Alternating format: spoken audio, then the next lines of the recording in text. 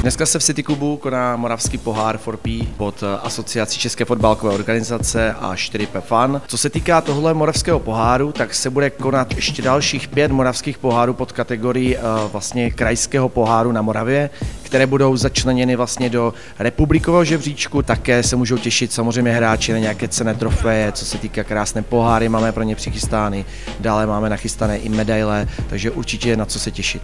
A do života mi to dává, nevím, baví mě to prostě a je to vlastně už v podstatě takový část mého života, protože to hraju často. Stal se z toho tak trošku asi životní styl v jistém směru, často objíždíme turnaje a je to taková náplň už toho života mého. Tak určitě chtěl bych hrát vlastně za českou reprezentaci, za tým Fus for Life, jsou to dobří kluci, hrajou fakt pěkně, jezdí do Německa, do Itálie a vyhrávají. Budete mít sponzory, budete mít z toho peníze, poznáte nové lidi, je to fakt super, zahrajete si proti hvězdám. Je to zábava, sranda, je to věc, čím můžeme trávit čas prostě. Tak co, chceš něco říct?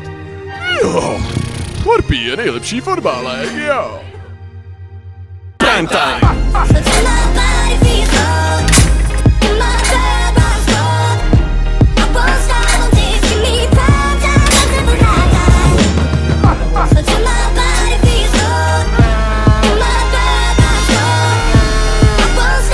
Radek Vulfan pro Ebony Clyde TV. Zmení svet, alebo svet zmení teba, to je dané. Keď robíš, čo chceš dosť dlho a dobre, love prídu samé.